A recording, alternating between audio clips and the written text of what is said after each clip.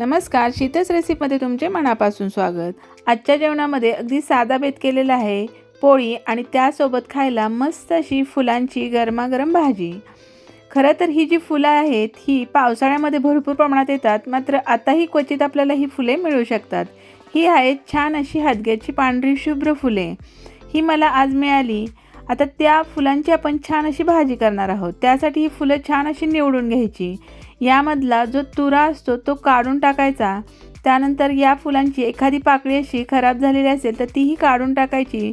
देठाचा भाग असेल तोही थोडासा असा तोडून घ्यायचा आणि ही फुलं स्वच्छ अशी धुवून घ्यायची। आता ही अशीच अख्ख्या फुलांची भाजी केली जाते, मात्र मी थोडीशी याला असं चिरून घेतलेलं आहे। खूप जास्त बारीक चिरायचं नाही आहे, अगदी असं जाडसर किंवा मोठ्या आकाराचे असे तुकडे करून घेतले।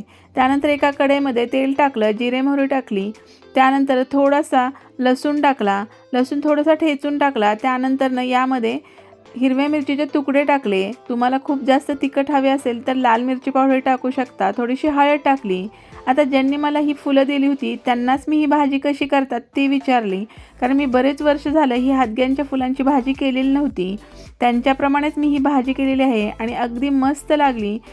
बऱ्याच जणींना ही हादग्याच्या फुलांविषयी माहिती असेल किंवा काही जणांना माहिती नसेल तर बाजारामध्ये जर तुम्हाला अशा प्रकारची फुलं मिळाली तर नक्की आणा। अशा पद्धतीने करून खा, अगदी मस्त चवीची लागते।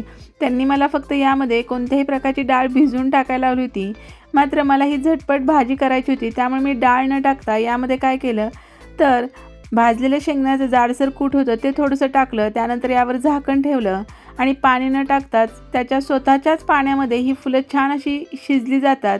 त्यानंतर एक वाफ आणली, चवीनुसार मीठ टाकलं, व्यवस्थित मिक्स केलं। मस्त अगदी 5 मिनिटांमध्ये हादग्यांच्या फुलांची गरमागरम चविष्ट भाजी तयार झालेली आहे।